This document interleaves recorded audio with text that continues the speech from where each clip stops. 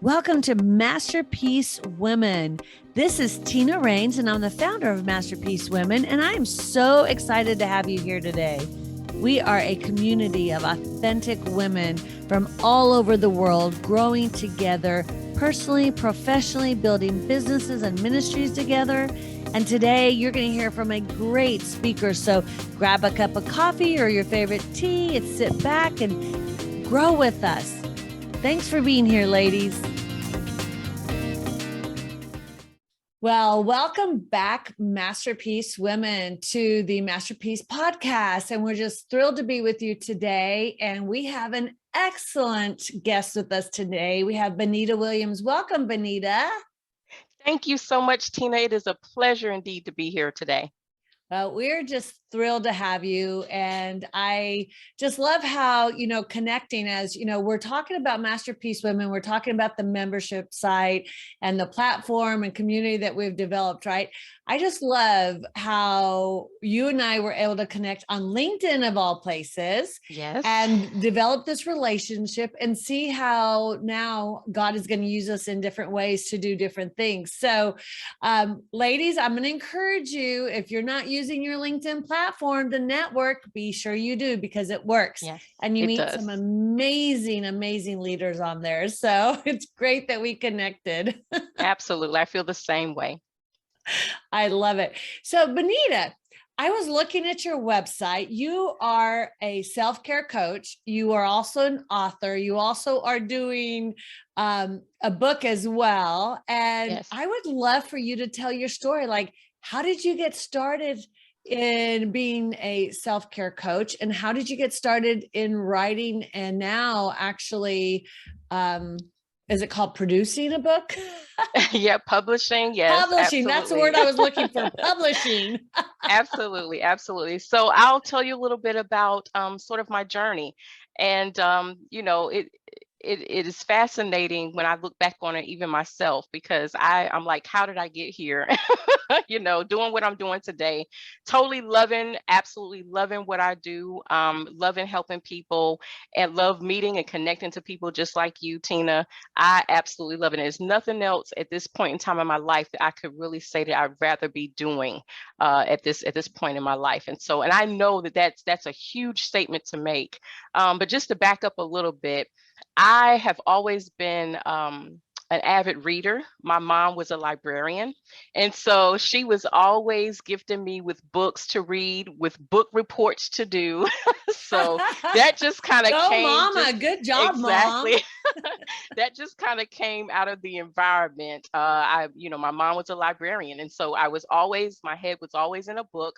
And so I just became fascinated with the idea of storytelling, really, with the idea of being able to tell a story and being able to take your mind places that you may not be physically, but you can definitely go there in your imagination. As a matter of fact, one of my favorite quotes is by Pablo Picasso, who says that says, everything that you can imagine is real. And I really, really believe that. And as I developed this love of writing, this love of storytelling, I love to be able to take the reader to places that maybe they haven't explored before, and so really that's how that passion developed. But advance it forward a little bit forward.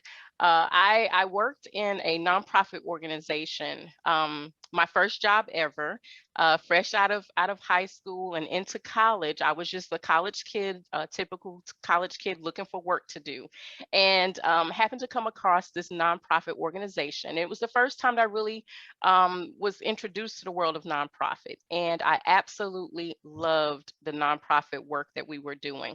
To know that you're making change in another person's life is just servant leadership, and so I love the idea of being able to serve others. And I always saw my mom serve others, of course, from her children that she would serve by in the library as a librarian to, the community and the people that she would serve in her own home. And so my mom was known as the community cook. She always had people over to her house, always cooking a meal for someone, and they could always stop by and have a hot meal. So I just think that it just developed from humble beginnings, but I found myself in the world of nonprofit, and And in that, serving others and always desiring to help someone else, someone who needed a voice, someone who, needed their, story told, or, just needed help, a helping hand. And so that's really how I became involved in throughout my career. I spent over 20 some years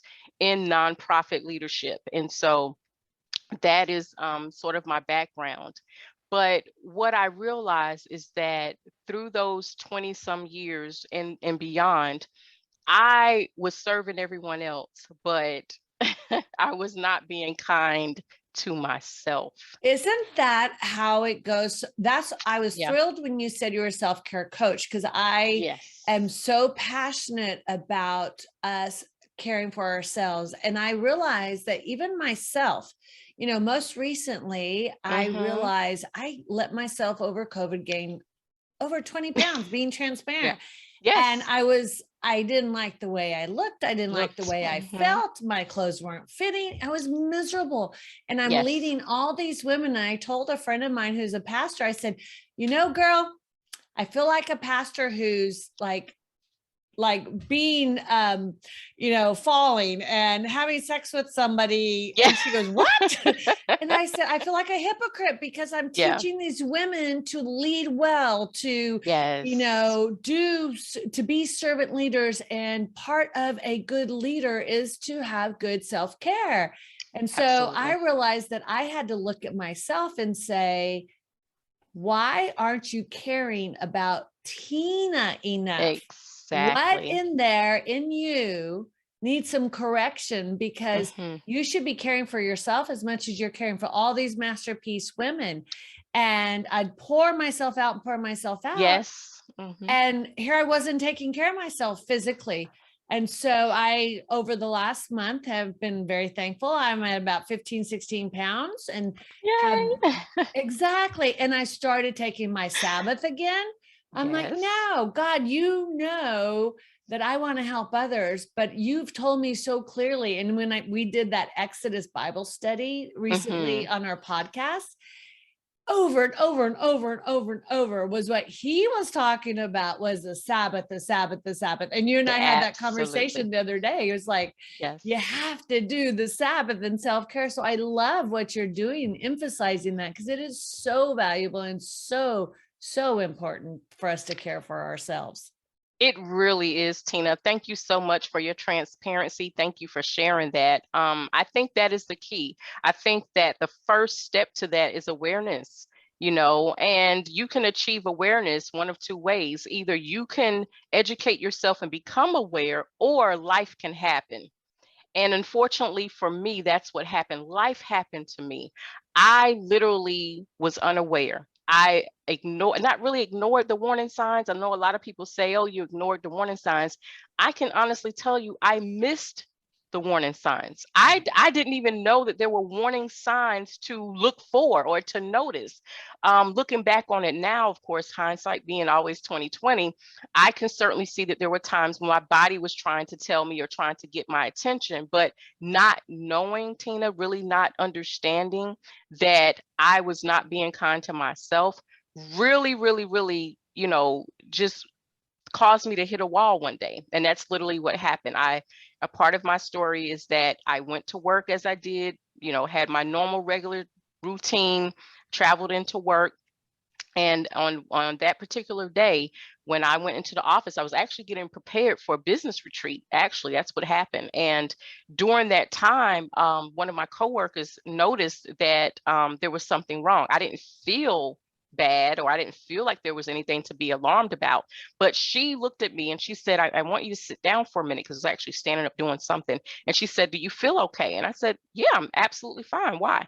And she proceeded to give me a mirror. And she said, take a look at yourself. And I happened to look at myself in the mirror, and oh my goodness, I was totally unrecognizable. My face on my right hand, on the right side of my face, had completely lost all motor muscle. Oh, wow. And my face was completely drooping on one side, totally disfigured. I didn't even feel anything. I didn't know.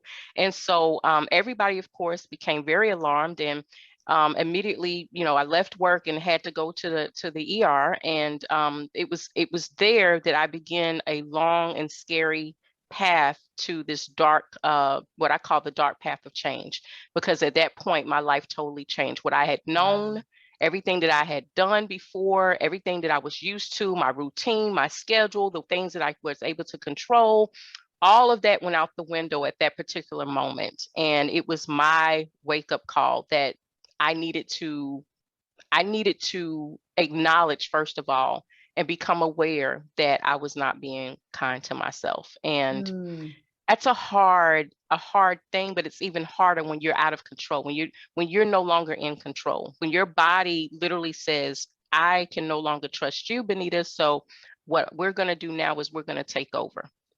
And so it's all involuntary. I had a condition, and very, very much due to stress. I will acknowledge that, very much due to stress and burnout and overwhelm and anxiety and exhaustion, just pure exhaustion. And so I had to come out of work. I was unable to operate a vehicle.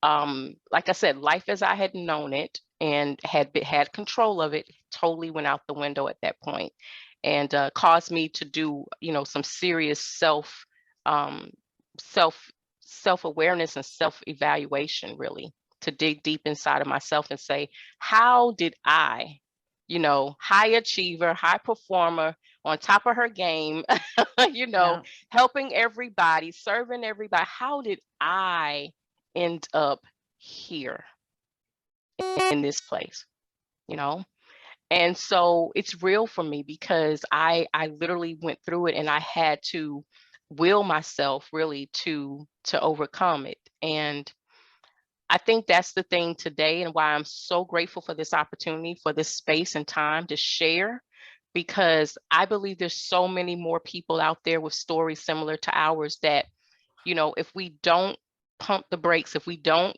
acknowledge what rest really looks like and what self-care really, really is, it's not just this cliche word that we throw around, but it really means something. It really means like awareness and taking control and being able to understand and embrace that our bodies are not meant to go, go and do. We really have to pause and be intentional about taking those pauses. Absolutely. And have those boundaries, right? Be able to say no.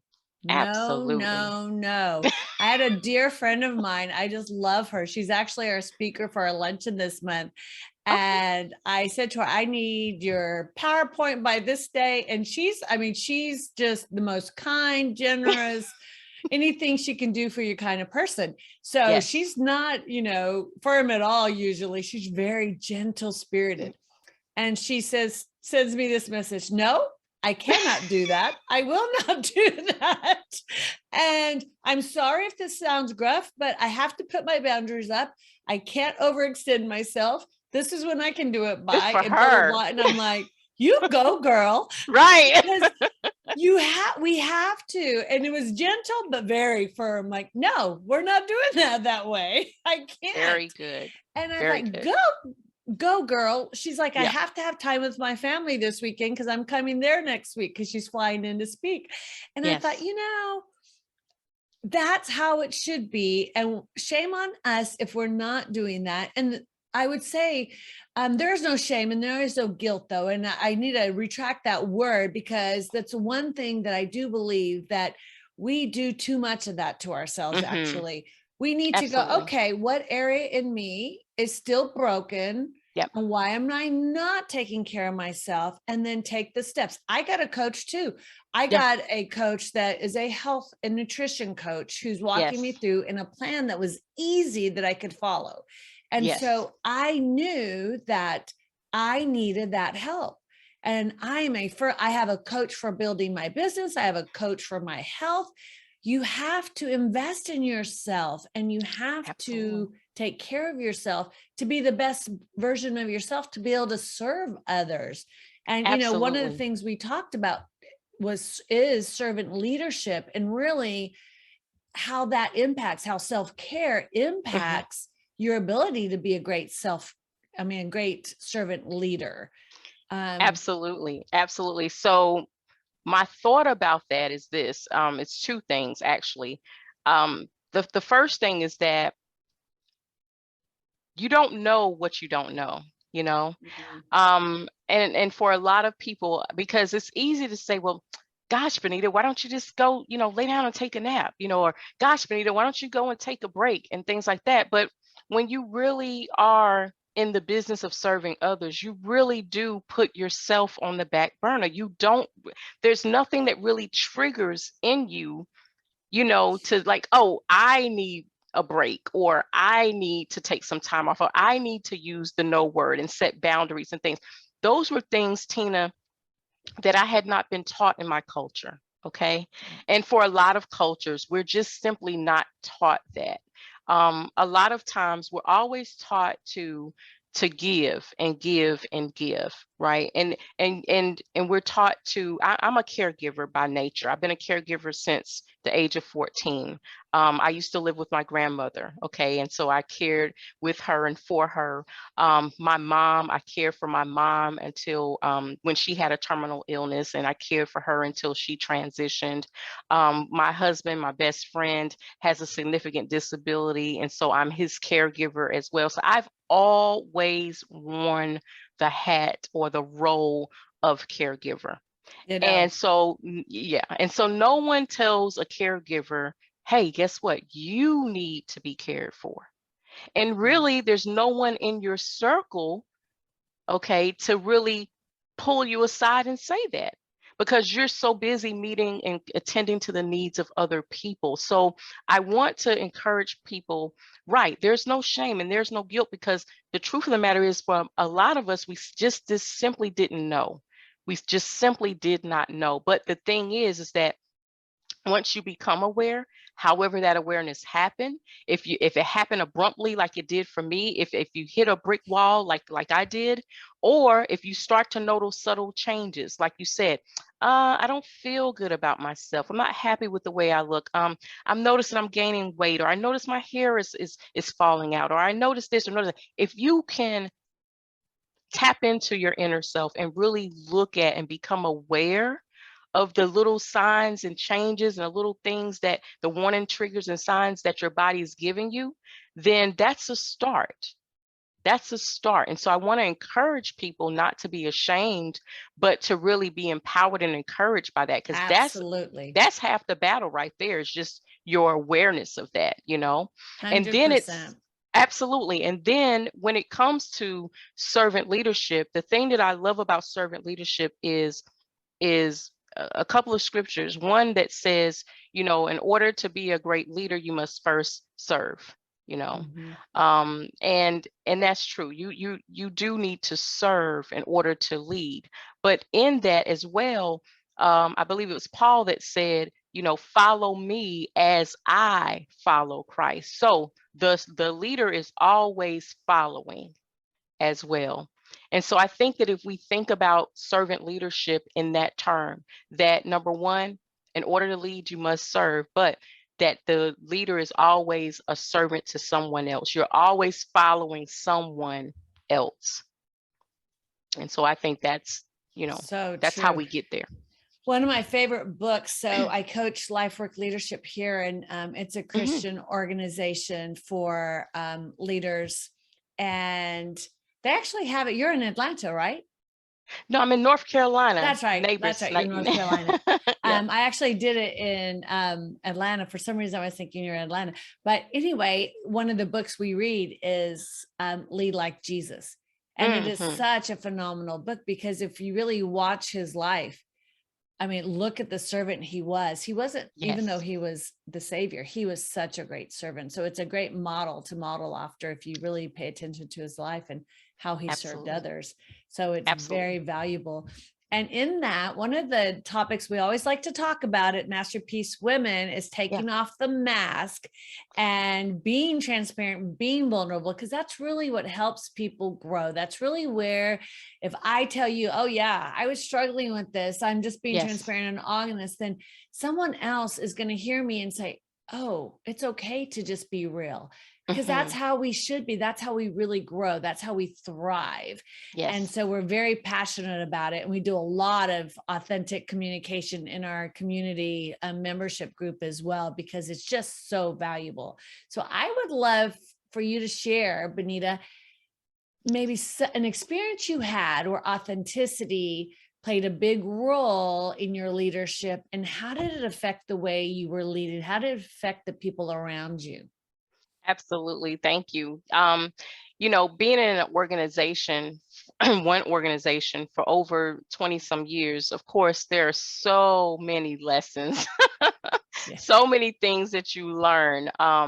And I've just been very fortunate to be able to what I call grow with the organization. I kind of started out as a babe in the organization. I just kind of was able to grow and develop and almost, like the little chicken that hatches and then kind of grows their wings and that type of thing, and then there's a bird and it flies. So I kind of feel like that. I was a baby bird in the organization and just was able to develop my wings as I went along. So one of the things that I can speak to when it comes to authenticity is, again, I have to take it back to self-care, because when you think that you are a superwoman and you feel like you have this superwoman complex and you can do everything and you can put out all the fires and you can go and rescue everyone and this and that that is a persona. Okay, and I'm just being transparent. That is a persona that eventually will catch up with you.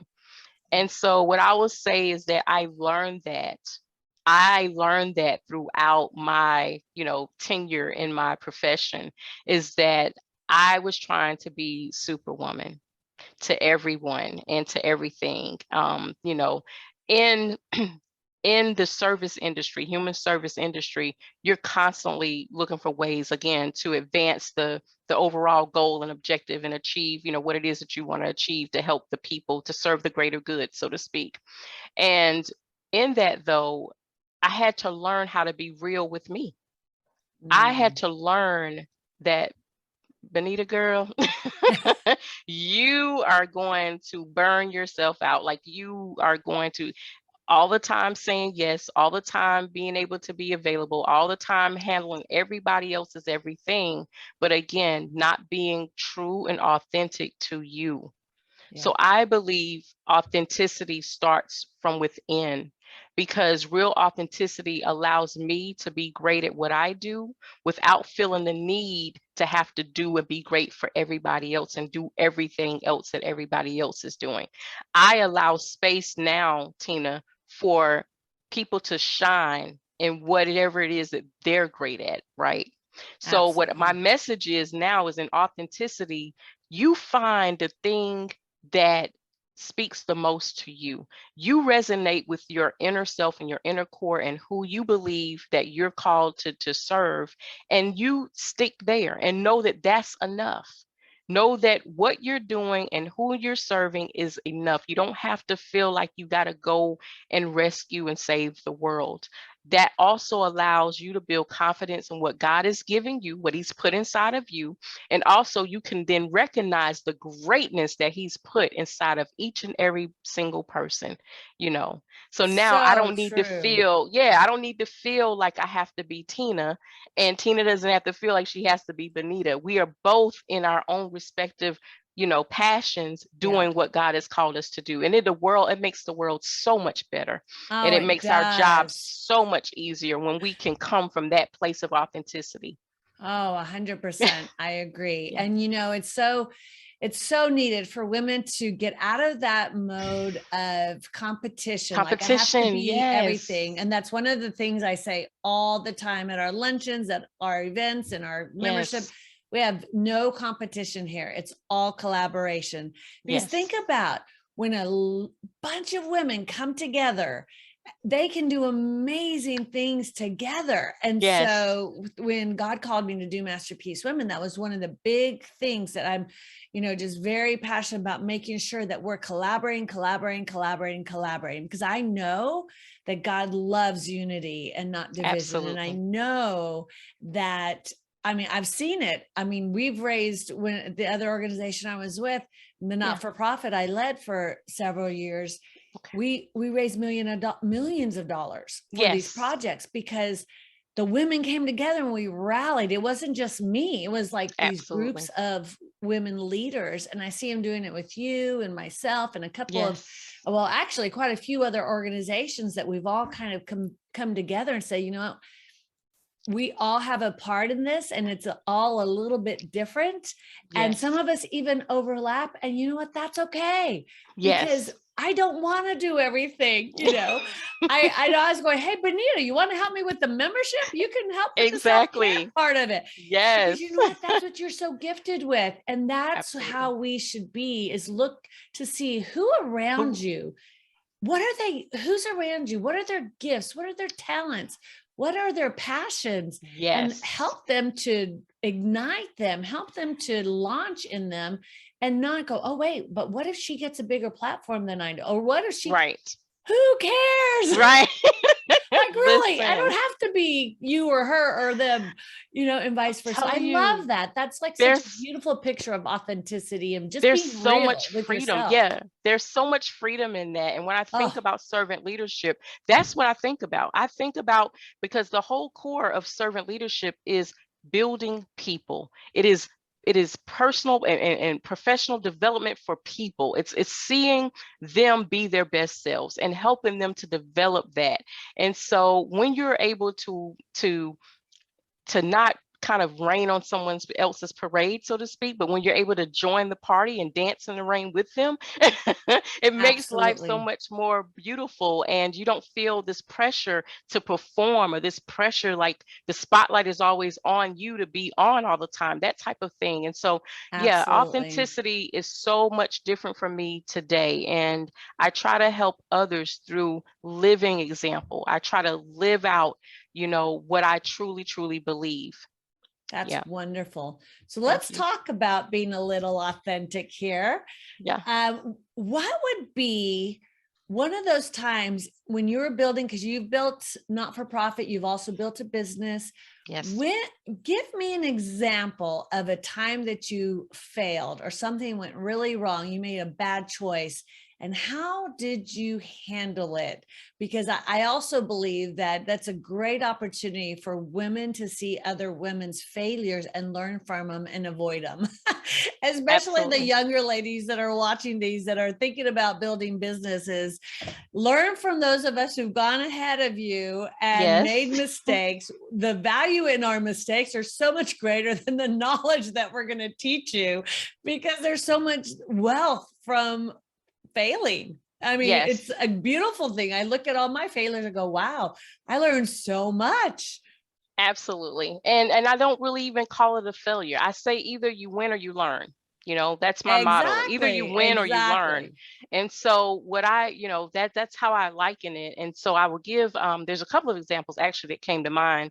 And so the first one is, again, trying to be this shero, going from the nonprofit sector into entrepreneurship, again, because you think about ways that you can serve everybody. You're trying to, you come from that idea, the ideology of just being able to be everything to everybody. When I entered entrepreneurship, that was my mindset. And so I was trying to serve the masses and serve everybody, and trying to make my program fit for anyone and anybody and everybody and that type of thing.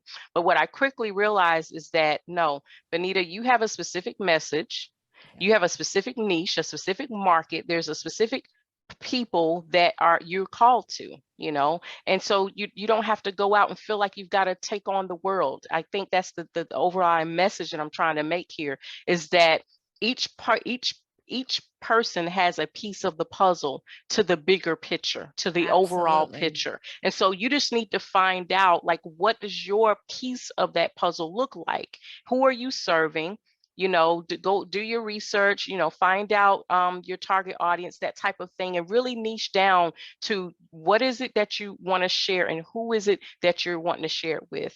And not really, Absolutely. yeah, not really over analyzing the process. I'm a very analytical person, so I tend to over analyze a lot. But when I keep it simple and I keep it graceful, and I get out of the hustle and bustle and the grind, and I really come in with more grace and ease, then I allow things to happen instead of trying to force and make things happen.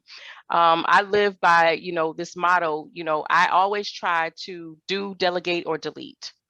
Love I it. do what I'm supposed to do. I delegate what I need to delegate, and I delete what no longer serves me. Do, delegate, or delete. I love that. Well, and Yeah. you talk about niches. The reality is, Yeah. when we're talking about doing marketing, we're talking about doing sales, we're talking about Yes. building online platforms.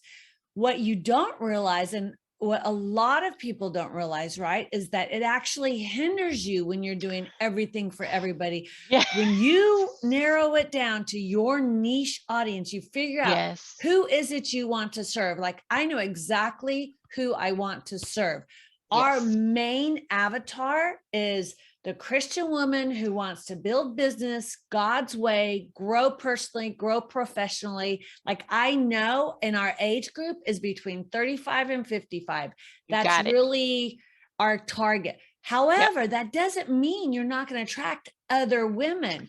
Absolutely. We at our luncheon say all women are leaders. So come, because everybody will gain value from the Absolutely. luncheons and the retreats, because it's not just for business women, it's for all women. Right. But I know that when we're doing our online marketing, it's very niched down. And so it's successful. Absolutely. Whereas, when you're talking about that mistake, that's a very common one. I was very guilty of it when I first started. I want every woman to know they're a masterpiece. Yeah. They're like, Tina, there's a lot of women. Which of those women? I said, well, but I also want all the non-Christian women to join us, because we really want them to know that they're just as valuable and just as loved. Yes. Well, you may have some people that join you, and that is a goal. Like, I want all women to be welcome. I want all women to feel valued, no matter what they believe in. I want women to know who they are and have value. And yet, when you're doing marketing and you're doing sales, you have to focus down. And so it is very interesting, because that's a very, very good example, and a very common one with business owners, especially having been in both for-profit and not-for-profit myself. Yes. I can see, and it's very hard to do self-care when you're working in not-for-profit. So many of the people, including myself, I was in total burnout. Because I had, when I left, they had 5 people doing my job. I was like, exactly. Well, of course they did. Yeah, because I was a fool and doing all at the time, but I was burned out and I was grumpy. And, I look back and I've learned so much from that. And you're so right. It's so imperative. You said you had another great example. I do. But I just wanted to speak to, so what ends up happening is that, when you're trying to be everything to everybody, you do burn out really quickly. You give out of energy really, really quickly, and you don't have a way to replenish. And I think that was the thing that I noticed, and why I started, this journey of self-care, and wanted to then teach others about it, because the key is to know and recognize when you need to be refueled, when you need to renew your mind, and you need to be refocused. That was a wake-up call for me on my job, but what it led to was a bigger calling. I became refocused on the thing that God had called me to do, and realized that my time there was up, and that I needed to make this pivot. And a lot of us don't know how to make the pivot. We stay too long in places that are no longer serving us, and when God is really transitioning us to another level. And so I had to become aware of that as well. And I had to not be afraid to navigate the dark path of change. And so that's why I'm here today, because I want to help other people to navigate that process, no matter what it is. If you need to refuel, if you need to renew your mind about the way that you've been working, or if you need to totally refocus your purpose and what God is now calling you to do at another level. And so I'm here to really just be a coach and a guide to help people connect the dots through that transition. And so that's why it's so much a passion for me, because I had to do the same thing. The other thing is, I think when you talk about, wanting to to do it all, what ends up happening is that you don't get anything done. Just you get so overwhelmed with all the things to do until it stops you in your tracks. And I really think that that's a distraction. So what I had to realize quickly is that I don't need to do it all. I don't need to do everything. I don't need to know everything. I just need to know where to go and who to hire and who to bring on, who to serve in this capacity of servant leadership so that they can shine and bring their gifts and their talents and their skills and abilities, and let them shine and be great in their area of expertise. And so I think that was the other thing, is that when I first started business, I tried to be the one man band. But as my husband says all the time, no man is an island, right? Yes. It takes, there takes some collaboration, there takes some community, there takes some networking, which is why I love what you're doing, Tina, here. You're creating a space and a platform for community, for building, for people with one mind, one goal, building together, and sharing their tools and resources. And I think we need to do more of that in our own businesses, be able to kind of create that community and culture within your own business. And that way it takes the stress off of you having to do and have everything in order to accomplish anything. And so I think that is the other lesson that I learned very quickly. By the way, I learned these lessons very, very quickly. That's awesome. I love it. Those are just such great gold nuggets, as I love to call them, good gold nuggets. Yeah. And that is what we see in the community, is that when you rally the women together in community and they're helping each other, yes. And, even holding each other accountable. And, every week we're talking about, okay, what's our goal for this week? What step are you taking? Where are you headed? And yes. It's even, it's good for me too. They keep me accountable too. We were addressing fear, was our class on, we're building the online platform, and a lot of people are afraid to build an online platform. And they're afraid of what people think. They're afraid of the marketing. They're afraid of, creating a social presence. And so we were talking about the fear of it. And they asked me, well, what are you afraid of? And I just went, well, you're not supposed to be asking me in my mind. But right. It's so nice though, because it's about all of us. Yes. And so, we were just sharing. So I shared what I don't struggle with many fears anymore, but for years and years, I struggled with so much fear of what people would think, because I was such a caregiver, because I did care about what people think. And I cared so much. I was such a people pleaser. Yeah. And I have to catch myself now and, look at it. Does it go towards the calling that God has for me? Is it going to meet my goals? Yes. And do I need to actually have it on my calendar? So if I have something on my calendar that is not serving me to get to those goals, when I look at my calendar for the week, I eliminate it. Right. Before I put it on there, I try to check it before, because I'm the worst person when it comes to, well, I used to be. Let me rephrase that. I am very good now. I used to be so bad at saying no to things. I was serving leadership at my church and ministry and this board and that board. I was on so many boards and so many organizations. I was out 4 or 5 nights a week and doing all kinds of great stuff for the community and for the world. But I was exhausted. Yes. And I could barely, function, because then I was still running a full-time business, had 8 offices around the country.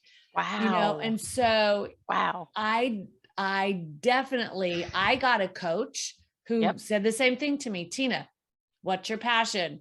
What are you doing every day that is following that passion? And I went on a self, journey myself. That's okay.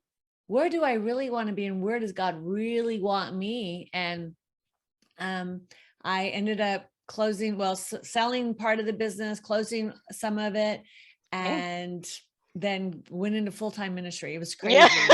And then, I've been an entrepreneur ever since, still doing consulting. I love helping not-for-profits. I love helping business, but it's just so imperative. It's such great gold nuggets you gave me. I get them. I can so reflect everything you're saying. Yes, one of my coaches actually said, Benita, it's important that you do the right kind of work. Do the right kind of work. A lot of people are working. They're busy, their schedules are full, their calendars are full, they have meeting after meeting and this, that, whatever the case may be. But are you doing the right kind of work?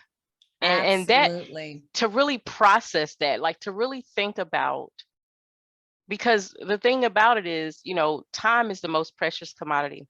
I coined myself as the self-care surgeon, actually, because I want to get down to the root cause of why you're not being able to take care of yourself. It's more than just the surface level stuff. It's deeper Absolutely. than that. And so I say that I sell time to busy professionals. That is my tagline. I sell time to busy professionals because one thing that you can't get back, one thing that is not being made more of, is more time. We all have a Absolutely. level playing field when it comes to time, and that level playing field is 24 hours a day, 7 days a week. That's all you get. So it's what you Absolutely. do in with your time that matters. And so with my coach telling me, make sure you're doing the right kind of work. That's kind of what always rings in my head. When I make a decision to do anything, I'm asking myself, am I doing the right kind of work? Well, and as a And leader and you have a yeah, team, it works yes, both ways. So yes. one of the worst things you can do for your team is to keep somebody on board that's not in a good fit for them. Oh, for And sure. so often someone that is a servant leader, they have such a compassionate heart, they don't want to let the individual go. But the reality is they're destroying their leadership. The people around them see this person doesn't fit in that position. They're So not true. able to achieve the goals and meet the criteria needed to reach the goals of the organization.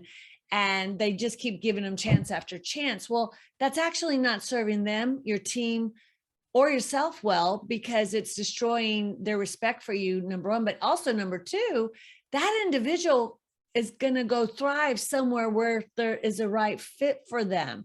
So Yes, if we think of it from that perspective about others as well as ourselves, we're yes, we're giving to them by taking them out of a place where they really don't belong. They're not able to achieve their goals or their passions. And we need to really take the time to understand who our team members are, what are their passions, and instill exactly. in them the idea of self-care, instill in them the idea of taking care of themselves and following their passions and making sure that they're where they should be, because that's going to be of Absolutely. great value to your organization. You may have someone that has really great skills, but they just do not like what they do. And it reflects. You're better off finding Absolutely. someone else. You can get someone else with the same skills that's really passionate about being there, and it helps your whole organization thrive. And so I think that works both ways. And I've It seen really it does. over and over. Yeah, it really does. I think that culture and creating a culture, what I like to call a wellness culture, is important. And this is for all of my CEOs and all of the, the company presidents and people that may hear this. I would admonish you to look at creating a wellness culture. And really, when you think about it, human asset is your greatest asset. The human assets that you have on your team, showing up, those that have tenure with you, those that have been with you forever. We were fortunate in our business that we had very little turnover, very, very little turnover. But there were times when we needed to hire and fire, just because of the culture and the things that we stood for. But I think it's important that you identify or have a wellness culture, because your top performers, in your business or company, they may not necessarily be feeling all that great. They may struggle with burnout, with workforce or workplace burnout. They may be struggling with low employee morale and things like that. So you really need to be vested in the development of the human being, the development of Absolutely. that, yeah, your team leads and your executive team members and your C-suite members and the staff overall. Like, you really need to be vested in their overall well-being. And it goes beyond just our traditional services. I just wrote an article about this. It goes beyond the traditional services that we see, the traditional vacation and sick time, the traditional mental health, medical packages and things like that. It goes beyond wellness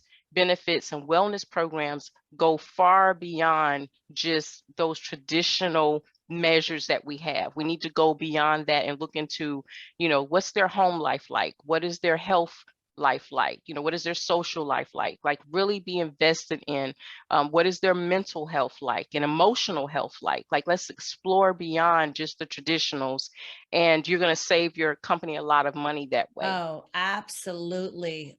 Yeah. 100%. That's Yeah. so true. And the other thing is being the example of the wellness, because what happens is if Yes. you aren't well and taking care of yourself, you don't have boundaries, you're working 20 hours a day, and they're Absolutely. seeing that, they all feel like that's what you expect. So you create people that replicate your habits. Absolutely. And if you're not healthy and you're not taking good self-care, they're not going to either. So it's so important if you're a leader of an organization to take the time. I used to take all of my managers and go take them to the mountains, go skiing for our leadership meetings. We would meet for a few hours, go do all the stuff we need to do, and we'd go hit the mountains for a day and a half. Good for you. Just have fun, because they need to know that it's okay to take that break, to just go take care of yourself, to just have, downtime, relaxing and having fun.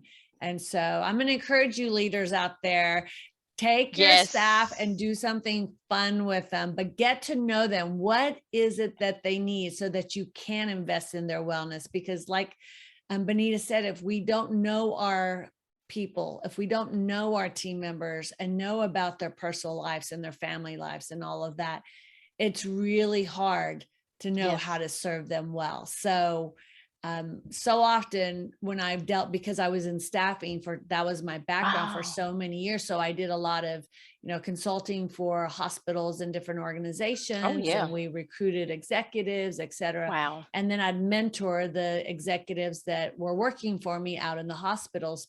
Wow. And as we would talk about it, the biggest issue they ran into when they would reach their destination of these positions is that the morale was so bad and nobody felt heard. And typically that was the scenario that every one of them walked into when they had because they called me when they were going to let go of a director or a manager or a CEO, and they say, I need an interim person to cover the position. And that was the biggest issue that they had to overcome from the very start, was to sit down and listen for days and days just to figure out where all their team members were, because nobody had been listening to them for so long that they were just, it was so impactful for them, and they were able to accomplish great things because when you listen to your team, you can. So yeah, and be that example, a model of boundaries and all that goes with it. So Bonita, you've had so many great gold nuggets today, and we have just a few more minutes before we have to wrap up. I would love for you to share, like, what is that one takeaway? I feel like you've already given so many. It's like, oh, give me one more takeaway, Bonita. But what is that one takeaway as an entrepreneur just starting off? What would you say to that woman out there that is just starting off? What would be that best piece of advice that you ever got, or that you would want to give them? I would say the number one thing is to be kind to yourself. I can't stress that enough, because I believe that any type of leadership begins with self-leadership. It begins with self-discipline. It begins with investing in knowing about you and who you are, and whose you are, really getting clear on your purpose, really getting clear on who you're here to serve, and spending time owning that. Because once you gain clarity on that, you'll be unstoppable. Literally, you will shine, you will thrive, you will master, you will overcome. There's so much that is connected to the confidence that comes from owning who you are and knowing what you're here to do. And so I think that would be the thing. Spend some time. I know that it's easy to look at someone else's model and look at someone else's measure of success and look at someone else's, but what about you? You know, what about you and who you really are and who you're really meant to be, and what gift are you meant to share and leave here for others? And so self-leadership. I believe that everything begins with self-leadership. And that would be the thing that I would share, because in order to serve others, you must first lead well from within. Love that. Love that. Yeah. Love that. Well, thank you so much, Bonita Williams, for being with us today. You're such a wealth of knowledge. And I just look forward to seeing how we continue to do something great together. I know that we're going to do some really cool things together. Better so believe it. I'm excited about that. And ladies, if you have not joined our membership, you definitely want to get in the community. You want to be a part of it. We've got some amazing leaders in there that will pour into you. And we look forward to having you in the membership and at our local events, or join us for we have just a few spots left for our retreat, October 6th to the 9th, and it's going to be amazing. So have a great day, and we'll see you on the next Masterpiece Women podcast. Thank you, Bonita. Awesome. Thank you, Tina. Thank you. Have a great day. You too.